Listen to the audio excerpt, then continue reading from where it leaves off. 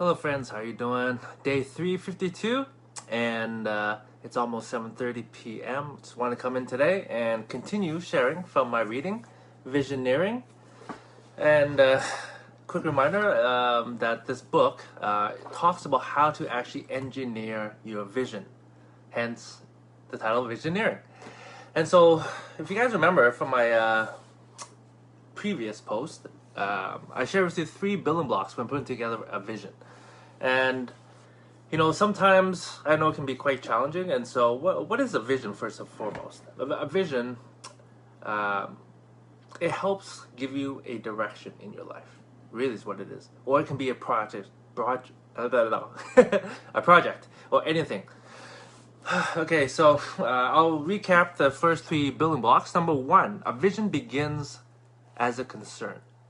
And so, if there's something that you're concerned about, your vision might be surrounding that in some way, shape, or form. Building block number 2, a vision does not necessarily require immediate action. Meaning, if you have a concern, it doesn't mean that you have to jump into action right away. You can actually take some time to think about it, stew over it. Maybe the timing is not right. Maybe you're not ready. Number 3, pray for opportunities and plan as if you expect God to answer your prayers. Obviously, the author is a man of faith, so this is what he writes. And so what does that mean? Pray for opportunities and plan as if you expect God to answer your prayers. I think a lot of times when people pray, they pray for a certain outcome versus praying for opportunities that will prepare you to create the outcome, that you want.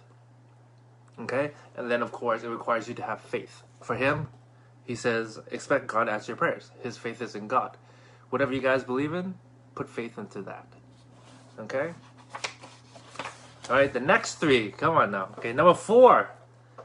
God is using your circumstances to position and prepare you to accomplish His vision for your life. Okay. So, whatever situation you're in, you may not understand it right now, but it is preparing you for your future, your purpose, your vision, whatever you're meant to do or be in this world.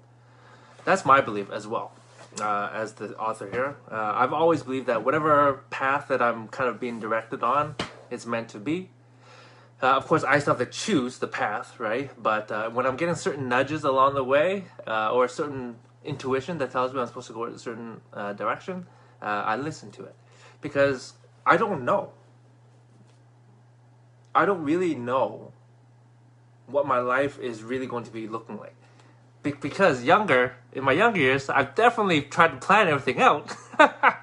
And if any of you guys have ever done that, the majority of you is probably similar to myself in that it probably didn't come to fruition the way that you had maybe envisioned when you first started.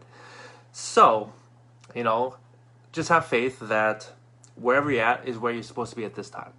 But it's preparing you to be the man or the woman that you're meant to be. Okay?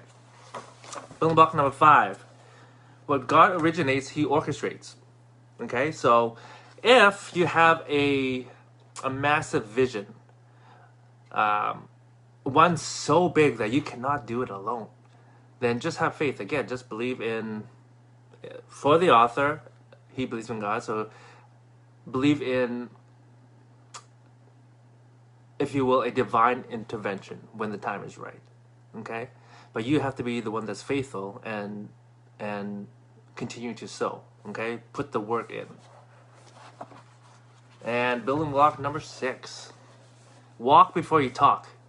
Investigate before you initiate. And so if you remember the second building block, right? Your vision doesn't require you to take immediate action. So walk before you talk, investigate before you initiate. What does that mean? So whatever your vision is, right? You don't need to shout it from the rooftops.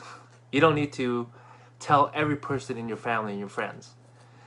Instead, you might want to do some little investigation. Look at what may be needed to actually have your vision come to fruition. Okay? And then you want to reflect. You want to spend some time strategizing. And then, of course, as it becomes a little clearer to you, after you've spent some time clarifying it, talk to some people that you respect and you trust, and start to share with them your vision and see if you can get some insight, some ahas to help you actually move forward. Because at the end of the day, whatever vision you have, you can never do it alone. No matter how much of a superstar you may be, every vision requires help from someone or somewhere else. So just be open to that, my friends. And like I shared before, having a vision, I know for myself, it took me a long time to clarify it for myself. And so because I've gone through it, I when reading these steps, it makes a lot of sense to me. When I first read the book the first time, when I didn't have a clear vision yet, logically it made sense, but emotionally it didn't connect yet. And so if that's where you're at, shoot me a message. Love to have a chat with you.